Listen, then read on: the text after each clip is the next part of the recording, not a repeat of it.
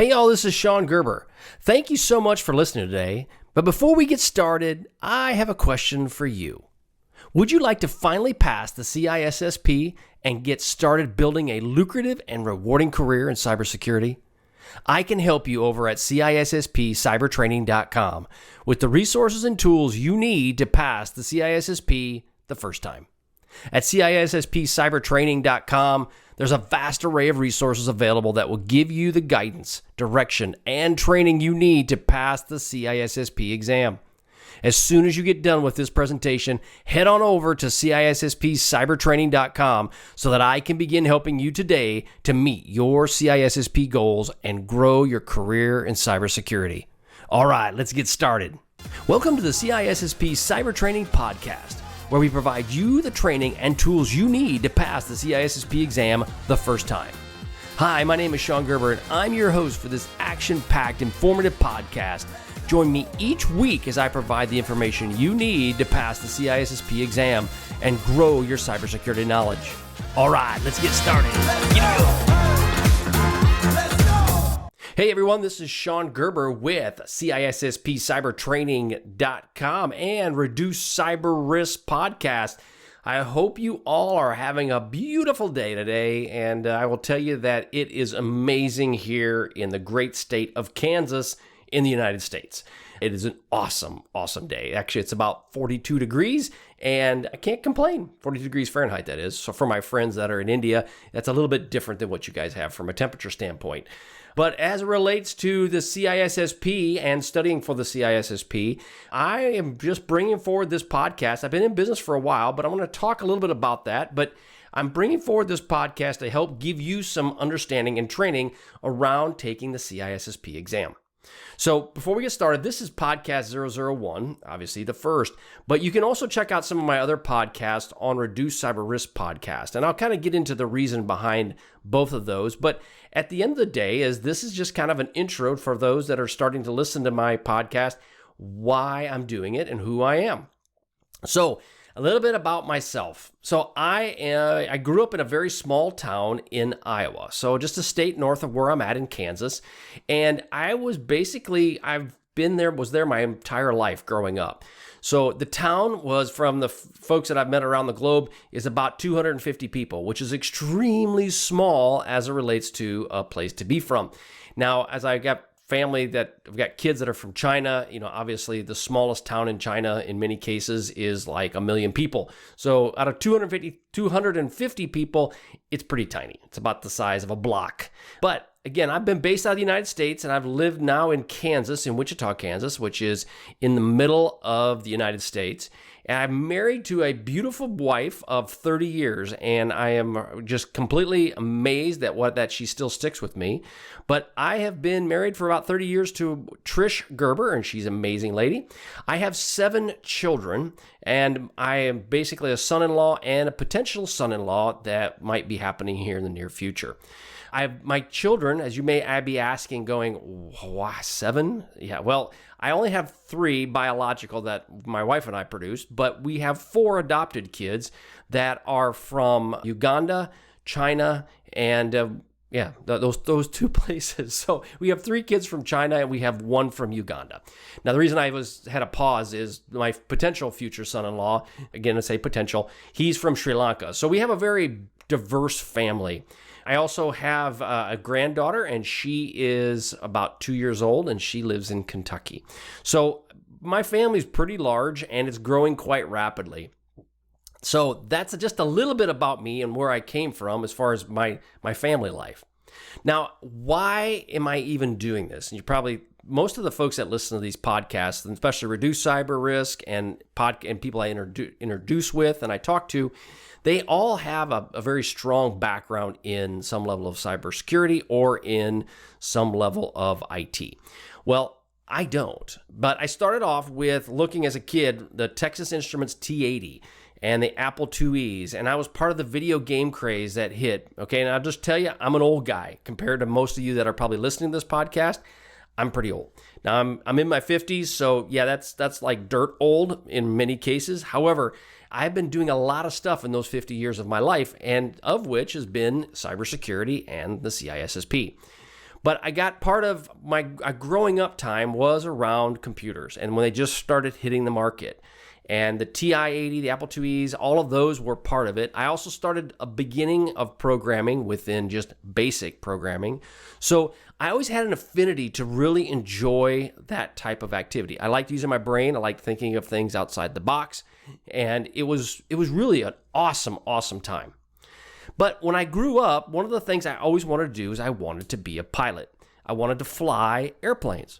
And so as a child growing up, learning to fly, I started off with really small planes. Some of these that are 2-seat planes, basically only the pilot and the co-pilot. Some of them were a little bit larger, 6, 8 passenger type planes. But as time went on, I learned to fly airplanes with the goal of becoming an airline pilot. That was my ultimate purpose, is I wanted to be an airline pilot.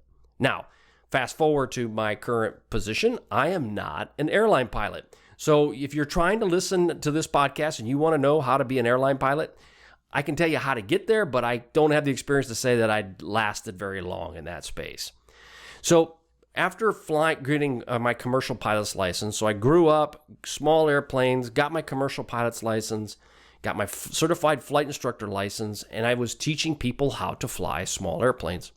Well, an opportunity came up where I could fly the B-1 bomber. Now, if you are connected with any of the U.S. military, there is a plane called the B-1, and it's a 4-person bomber, very large intercontinental bomber, and it goes really fast, and it's super sexy, and it's really cool. And I had the opportunity to fly in that plane. Now, growing up as a pilot, that's what I wanted to do. However, because of my age at the time and what I was trying to find as far as military options, they were what they call banking pilots, which means there weren't enough pilot seats available for the number of people wanting to fly. So I got banked. And because of that, I wanted to fly and I didn't want to wait. I wanted to take any role I could in flying airplanes. So an opportunity came up for me to become the weapons systems officer on a B-1, with the goal that once I got in, I could then hopefully upgrade to becoming the pilot. I flew until 2002. It was an amazing opportunity. I just loved it. Went really, really fast, really low, really high. Did all kinds of fun, crazy stuff. And I did that. I flew with the Navy, flew with the Air Force. And so I've had a really awesome career in aviation. And so many people would think that is like amazing. And it was. But life changed a different path. So as a transition, the B-1s had decided, there was leadership in Washington that made a decision that the B-1s were going to leave my organization. So after the B-1s went away, then what ended up happening is that we had to go out and try to find a new mission. So we went on a roadshow looking around the country, trying to find a new mission to help employ people to some extent. We didn't know what that was going to be. However, what ended up happening is that we stumbled across an Air Force Red Team. The cool part about the Air Force Red Team was that it was in cybersecurity, which was a relatively new space. But at the end of the day, we knew we could teach people that had been doing maintenance on airplanes, and we could teach them potentially to become hackers for the government. Now, the cool part about it was there was no training path in place. Nothing existed. So we had to build this from scratch on how to go from basically teaching wrench turners, maintenance people, to being a hacker on a global standpoint. And it was amazing. I learned a lot out of it, learned some good things, how it worked. We also learned some things that didn't work. Now, the cool part about all this, though, is that after we pitched our idea to our leadership and they bought into it, we then took these folks and we taught them up in a series of time frames. And the cool part is it happened within a very short period of time, but we had a methodical standard approach on how you could actually get that done. Now, again, we took these group of people, ended up being about 82 people total. Of that, there was about 40 of them became hackers for the government. Now, we had full-time and I had part-time folks, and of those, I would say the mix was probably around 60-40. No, probably more like 80-20. 80% full-time, 20% part-time. But we did global operations everywhere, all over the globe, we operated. I actually was one of the initial cadre to help teach the NSA their Red Team, because they were just standing one up at that time as well. So it was a really dynamic time, especially in the cybersecurity space. The interesting part was, though, is it was really before we had the vision to see where it was going, but we just didn't know how big it was actually going to get. I mean, I had a sneaky suspicion it was going to be this big, if not bigger, but we didn't really know. The other part about being with a red team is our ultimate goal is to teach the DoD, Department of Defense, and U.S. Air Force employees on the threat. So I had to teach people who didn't understand cyber at all what to do to be successful to protect themselves from external entities trying to steal their information. So again, it was awesome. It was an extremely successful military squadron. It's been around. It's still around. It was an amazing experience. Now, fast forward to my CISSP journey. What is that? Well, it was a result of the DoD requirement for CISSPs and managers. That's really what it came of. So I'd been leading the company, leading my squadron. I was a squadron commander, so I was leading them in their organization, their vision of where we were going. But the DoD requirement came out that you had to have a CISSP. I didn't necessarily have to have it, but it was highly recommended and encouraged. Well, that was really, personally, the first exposure I had to the CISSP. So I went out there and I started studying for it. Now, I was the first person within our squadron to actually get the CISSP.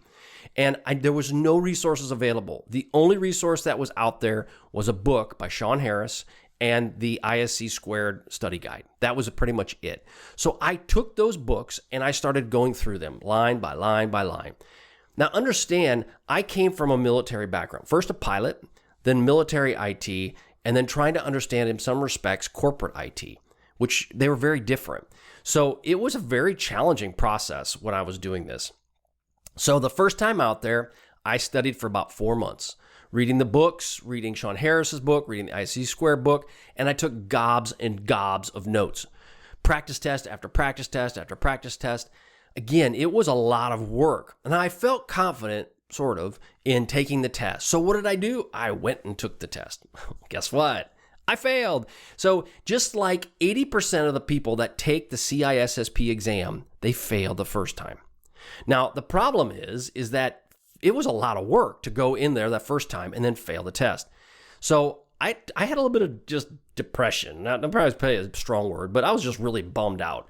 So I took about a month off of some self-pity going, this sucks. I don't want to do this. This is no fun, right? Just why am I doing this to myself? Well, then I finally said, okay, enough of that. Let's go. So again, started back up into studying again. I redoubled my efforts on studying, and I took a different approach, now of which is the CISSP study guide that I have on CISSPcybertraining.com. You can get the study guide out there, and that's the same study guide I used to pass it the second time. And so what I ended up doing was I went through it over and over and over. And again, after much time, much thinking about it, but the really thing I came out of that second time was I understood now how to take the test, what kind of questions they're asking. So I traveled 6 hours to go take this test. As I traveled to this place in Arkansas to take it, they were having a boot camp, a CISSP boot camp going on at that same time, but I didn't have the funds to pay for the boot camp. So I just was going to take the test, drop the $800, whatever it was at the time, and just take the test. So I went in there. I told myself, if I fail it again, I'm done. I don't want to deal with this anymore. I'm done. Well, guess what? Second time around, I passed. So it was good, right? Life is good. I passed the test, but I passed the CISSP in a squadron that really didn't require it. But I learned a lot during that process. Now, fast forward a little bit further. That was 2009 when I passed the CISSP. I'm now in 2011. I leave the military, retire as lieutenant colonel, leave the military, and I go work for a large corporate entity, okay, a large multinational. I get hired as a security architect, and I'm learning the basics of corporate security. Now, I have the background of IT. I got flying background. I've got military IT, and now I'm learning corporate IT so that I can understand all of the different gamuts that are there. Now, this was a relatively new capability with the corporate organization, and I also assisted in standing up a security operations center that is 24/7 at that time, and it was basically on new technology. They had never done it before, and so this is a whole new environment for this large multinational.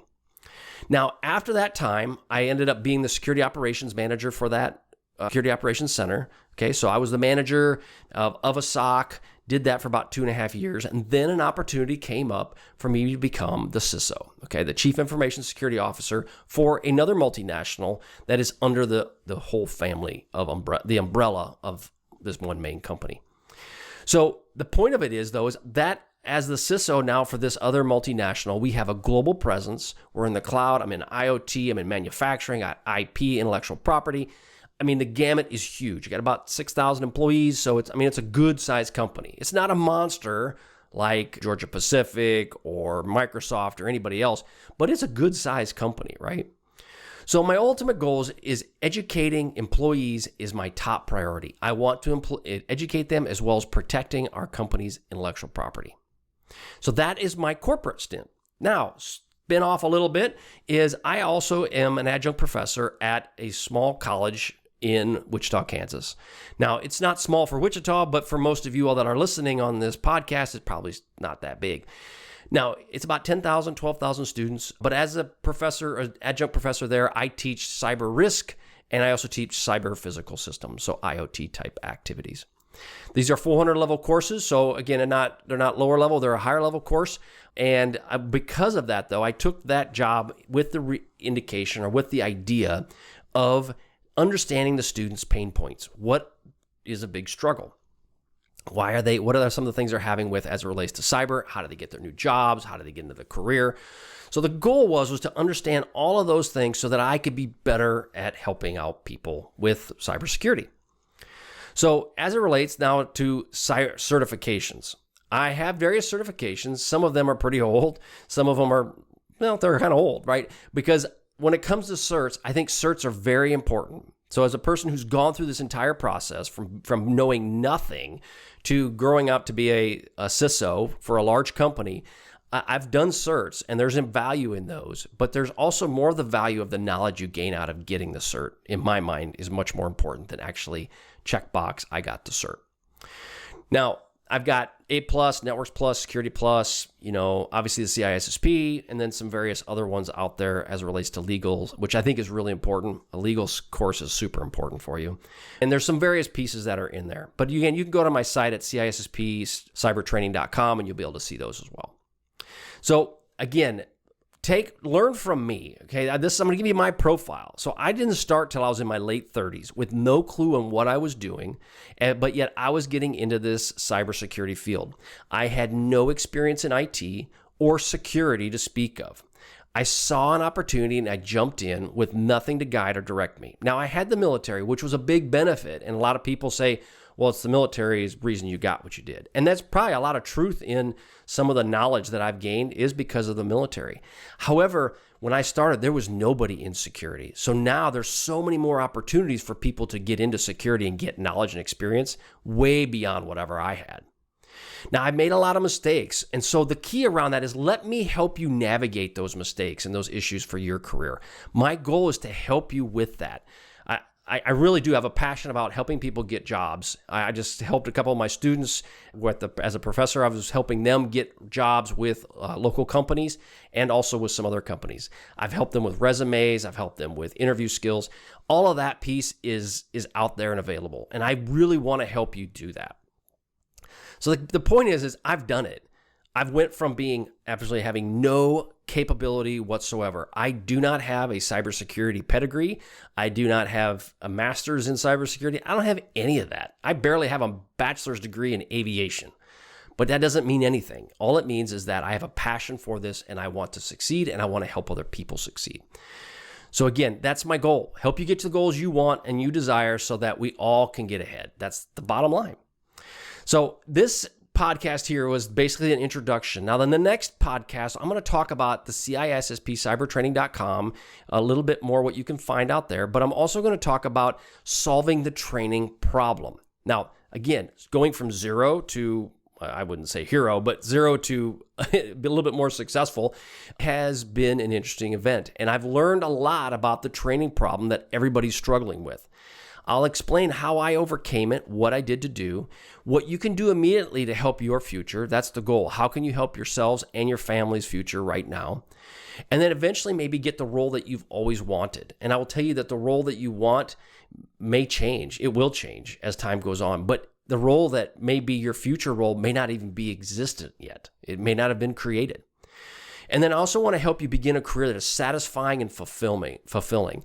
And then lastly, I want you to help protect the world from the evil hacker horde, because they're out there everywhere trying to take advantage of this. And we need more people that can actually step up and fill the gap and be the security resources to help protect companies, to help businesses, nonprofits, you name it. We need more resources in this space.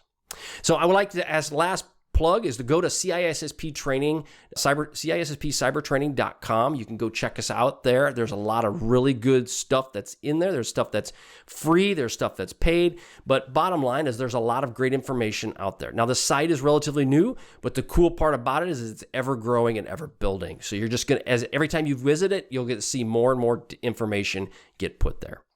So again, this is the end of this podcast. I'm extremely excited to work with you. Again, as an introduction, we will talk about the next one about cyber training and solving the training problem. So please definitely go there and listen to that one. But I hope you have a wonderful day, and we will catch you on the flip side. See ya. Thanks so much for joining me today on my podcast. If you like what you heard, please leave a review on iTunes, as I would greatly appreciate your feedback. Also, check out my videos that are on YouTube. Just head to my channel, CISSP Cyber Training, and you will find a plethora of content to help you pass the CISSP exam the first time. Lastly, head to CISSPCybertraining.com and look for the free stuff that is only available to our email subscribers. Thanks again for listening. See you.